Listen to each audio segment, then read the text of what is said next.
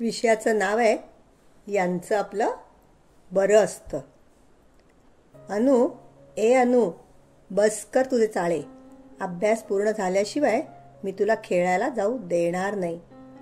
अनुने खाली मान घालतच हो म्हटले. तिचे डोळे भरून आले होते. अभ्यास पूर्ण केल्याशिवाय तिला खेळायला मिळणार नव्हते. डोळे पुसत पुसतच अनुने वरती पाहिले. तिच्या जवळच खिडकीत आजी एक खुर्ची घालून बसली होती. घरासमोरची हिरवळ न्याहाळत मावळणाऱ्या संधी प्रकाशाकडे टक लावून बघत होती. अनुला क्षणभर वाटले, खरं तर या आजीचंच लाईफ किती सुखाचं. ना अभ्यास ना शाळा. मनात येईल तितका वेळ झोपू शकते. तिला हवं तेव्हा उठू शकते. काम नाही, धाम नाही. वर कोणी हिला बोलत नाही. हिच्यावर कोणी दादागिरी करत नाही. या उलट तर घरातील नव्हे तर इतर नातेवाईकही हिची मनधरणी करतात. आई, बाबा, दादा तिच्या हातात औषधं, गोळ्या, पाणी सगळं आणून देतात. आई बाबा तर बाहेर जातानाही कुठे जातोय, केव्हा येणार हे आजीलाच सांगून जातात. कधी तिला बाहेर घेऊन गेले तर तिचीच काळजी करतात. रस्ता ओलांडताना तिचा हात धरतात. एक का दोन, किती कौतुक. सणवार, वाढदिवस काहीही असो, सगळे हिच्याच पाया पडतात. मला तर वाटतं मी आजीच असायला हवी होते. आता ही ताईच बघा, छान छान नटते, मॉडर्न कपडे घालते, केसांच्या वेगवेगळ्या फॅशन करते आणि मस्तपैकी कॉलेजमध्ये जाते.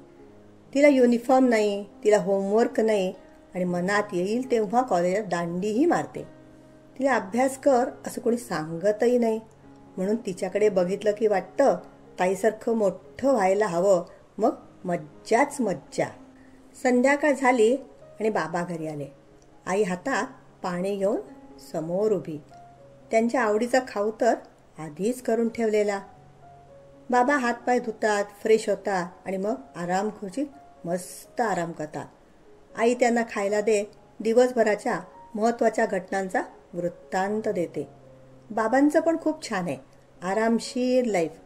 थोडा वेळ हातात पेपर, मग मोबाईल आणि मग टीव्हीचा रिमोट. बाहेर फिरायला जातात.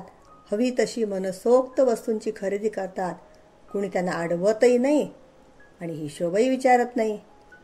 घराच्या दारावर बोर्डही त्यांच्याच नावाचा. दिवसा रात्री दुपारी त्यांचेच फोन येत असतात. कधी ऑफिसमधले तर कधी नातेवाईकांचे. आत्या, काका सारे त्यांच्याशीच बोलतात. आहे की नाही मज्जा. यापेक्षा सुख म्हणजे तरी काय वेगळं असतं. मला तर कोणी विचारतच नाही. बाबा जसे लकी तशी थोडीफार आईसुद्धा. घराची सगळी सत्ता हिच्या हातात. आजी तर तिला गृहलक्ष्मीच म्हणते. केवढा मोठा मान. शिवाय स्वयंपाकघरात सत्ता ती हिचीच. तिला सगळं नीटनेटकं लागतं. त्यात जरासुद्धा कुणाची ढवळाढवळ चालत नाही. रोजचा स्वयंपाक, खाणं पिणं हे तर सोडाच, पण साधी भाजीही कोणत्या प्रकारे आणि कोणती करायची ते हीच ठरवते. हे सारं करते तेव्हा ती खुशी दिसते. म्हणून वाटतं आईचाच रोल बरा आहे. दादा तर खूपच भारी. एकतर मुलगा म्हणून त्याचं खूप कौतुक. शिवाय तो हुशारही आहे. त्याला खेळायला जाण्यापासून तर कुणीच अडवत नाही. अभ्यासात त्याला कुणाची मदत लागत नाही. घरचेच काय पण शेजारी पाजारी, नातेवाईक सारे त्याचेच गोडवे गात असतात. म्हणे किती मदत करतो आई बाबांना, काळजी घेतो छोट्या ताईची. एकंदरीत काय, घरात त्रास आहे तो फक्त मलाच. म्हणे सकाळी लवकर उठा, युनिफॉर्म घाला, शाळेत वेळेवर जा, अभ्यास करा. त्यात भरीस भर म्हणून आज ही परीक्षा, उद्या ती परीक्षा. शिवाय पैकीच्या पैकी मार्क्स हवेतच. म्हणून असं वाटतं लहानपण नको रे देवा.